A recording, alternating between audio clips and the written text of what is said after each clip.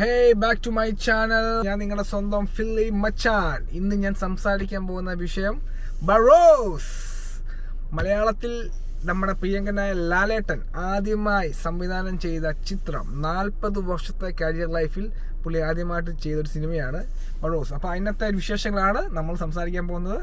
Cinema റിലീസായ സമയം തൊട്ട് ഒരുപാട് വിമർശനങ്ങളും കാര്യങ്ങളൊക്കെ ഒരുപാട് ഉണ്ടായിരുന്നു. ചിത്രത്തിനെ കുറിച്ച് നെഗറ്റീവ് ന്യൂസ്, പോസിറ്റീവ് ന്യൂസ് ഒരുപാടുണ്ടായിരുന്നു. എൻ്റെ റിവ്യൂ എന്ന് പറയുന്നത് ഞാൻ എൻ്റെ അനുഭവമാണ് പറയുന്നത്. ഇപ്പം എനിക്ക് വേറൊരാളുടെ അനുഭവം കേട്ടിട്ട് പറയുന്നൊരു കാര്യമല്ല ഞാൻ ഇതിനകത്ത് പറയുന്നത്. ഞാൻ ഈ സിനിമ കണ്ട് എനിക്ക് എന്താണോ ഇതിനകത്ത് തോന്നിയത് ആ കാര്യങ്ങളാണ് ഞാനിവിടെ ഷെയർ ചെയ്യുന്നത്.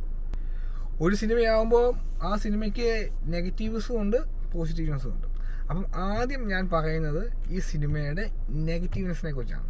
അപ്പം തിരക്കഥയൊക്കെ വളരെ മോശമായിരുന്നു. അത് വേണ്ട വിധമൊന്നും അവർക്ക് അവതരിപ്പിക്കാനൊന്നും കഴിഞ്ഞൊന്നുമില്ല.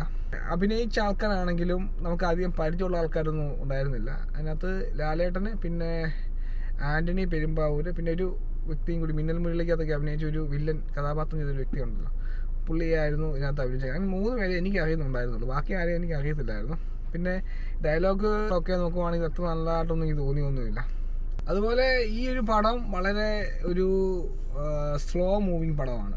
അടുത്ത സീൻ എന്ത് ഭാവും എന്നുള്ളൊരു വലിയൊരു ക്യൂരിയോസിറ്റി ഒന്നും ഈ പടം കാണുമെന്ന് എനിക്കില്ലായിരുന്നു. പിന്നെ കുറേയൊക്കെ ഭയങ്കര ലാഗും കാര്യങ്ങളായിരുന്നു. അപ്പോൾ ആദ്യത്തെ ഒരു ഫസ്റ്റ് ഹാഫ് കഴിഞ്ഞപ്പോൾ പിന്നെ ആലോചിച്ചാൽ പിന്നെ സെക്കൻഡ് ഹാഫ് എങ്ങനെ ഉണ്ടെന്ന് നോക്കിയപ്പോഴും അതും ഇതുപോലെ തന്നെ ഒരു പടം ഒരു നല്ലൊരു സ്റ്റോറി ആണെങ്കിലും അത് അവതരിപ്പിച്ച രീതിയൊക്കെ വളരെ മോശമായിട്ടാണ് എനിക്ക് തോന്നിയത്. പിന്നെ ഫൈറ്റ് കാര്യങ്ങൾ അതൊക്കെ വളരെ മോശമായിരുന്നു. ഒരു അങ്ങോട്ട് അത്ര നല്ല നമ്മളെ അങ്ങോട്ട് പിടിച്ചിരുത്താൻ പറ്റിയ ഒരു കാരണം ഈ സിനിമയിൽ ഇല്ലായിരുന്നു എന്നാണ് പറയാൻ. നമുക്ക് ഈ പടത്തിൻ്റെ പോസിറ്റീവ് എന്ന് വെച്ച് കഴിഞ്ഞാൽ ലാലേട്ടൻ നല്ല ലുക്ക് ബേസും കാര്യങ്ങളൊക്കെ ആയിരുന്നു. പിന്നെ ഈ സിനിമയുടെ 3D എഫക്റ്റും VFXും അടിപൊളിയായിരുന്നു. അത് ഒന്നും നമുക്ക് പറയാൻ പറ്റില്ല. അതൊക്കെ നല്ലതായിട്ട് അവർ ചെയ്ത് വെച്ചിട്ടുണ്ട്. 3D കണ്ണടയൊക്കെ വെച്ച് കാണുമ്പോൾ ആ ഒരു വിഷ്വൽസും കാര്യങ്ങളൊക്കെ നമുക്ക് മനസ്സിലാവുന്നുണ്ട്. അതൊക്കെ നല്ല രസമാണ്. മോഹൻലാലിൻ്റെ കൂടെ നിൽക്കുന്ന ഒരു ചെറിയൊരു സാധനമുണ്ട്, ഇങ്ങനെ തലയിൽ കൂടി ഒരു ആണിക്ക് അടിച്ചു വെച്ചൊരു സാധനം. അതിൻ്റെ അഭിനയമൊക്കെ നല്ലതായിരുന്നു. എനിക്കതൊക്കെ ഒരുപാട് ഇഷ്ടപ്പെട്ടു. 80s ഇറങ്ങിയ മൈഡിയ കുട്ടിച്ചാത്തനെ പോലെ നല്ല അടിപൊളി സിനിമകളൊക്കെ നമ്മൾ കണ്ടിട്ടൊക്കെ ഉണ്ട്. അത് നല്ലൊരു കഥയുണ്ടായിരുന്നു ആ സിനിമയിലൊക്കെ. അതൊക്കെ എന്ന് പറഞ്ഞാൽ നമുക്കത് പിന്നെ കാണാൻ പിന്നെ തോന്നുന്നു. ഒരു സിനിമകളൊക്കെ ആയിരുന്നു ആ സമയത്ത് ഇറങ്ങിയ മൈഡിയ കുട്ടിച്ചാത്തൻ പോലെ പടങ്ങളൊക്കെ. കൊച്ചിയിലെ കൊതുകിൻ്റെ എണ്ണം കൂടുന്നു എന്ന് പറയുന്ന പോലെയാണ് ഇപ്പം നമ്മുടെ കേരളത്തിലെ റിവ്യൂമാർ. ഇവിടെ തിയേറ്ററിലൊക്കെ പോയി കഴിഞ്ഞാൽ കാണണം, അയ്യോ എൻ്റെ പൊന്നെ ഇങ്ങനെ നടക്കുക കുറേ എണ്ണം, കുറേ ക്യാമറ പിടിച്ച് കുറേ എണ്ണം പോകുന്നുണ്ട് ആ ഗ്യാപ്പിൽ. അപ്പം ചുമ്മാ ഇങ്ങനെ വൈറലാകാൻ വേണ്ടിയൊക്കെയാണ്, അതൊക്കെ മനസ്സിലായി. അപ്പം പിന്നെ ഒരു സിനിമ ഒരുപാട് നല്ല സിനിമകൾ വളരെ ഡീഗ്രേഡ് ചെയ്തിട്ട് മോശമാക്കിയിട്ടുണ്ട് നമ്മുടെ നാട്ടിൽ തന്നെ ഓരോ റിവ്യൂമാർ. അതുകൊണ്ട് ഞാൻ എല്ലാ പടങ്ങളും ഞാൻ പോയി കാണും, മിക്ക പടങ്ങളും ഞാൻ പോയി കാണും. എനിക്കതിൽ എന്തുവാണെന്ന് തോന്നുന്നു അതാണ് ഞാൻ പറയുന്നത്. ചില ആൾക്കാർ മനഃപൂർവ്വം സിനിമയെ കൊല്ലിക്കാൻ വേണ്ടി പലതും പറയും, പക്ഷെ അതുപോലെ ഒന്നും ഞാൻ പറയല്ല. ഞാൻ കണ്ട കാര്യം സത്യസന്ധമായിട്ട് ഞാൻ പറയും. അതാണ് എൻ്റെ പ്രത്യേകത.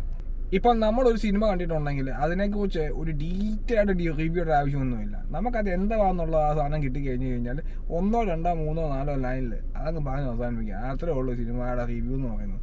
അല്ലാതെ അതിനെ ഇട്ടിട്ട് ഇങ്ങനെ കീറി വന്ന് മാറിച്ച് എന്നാത്തിനാ?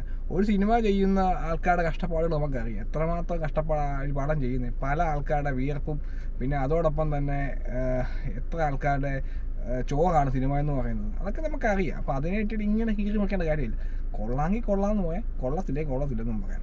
അത്രേ ഉള്ളൂ കാര്യം.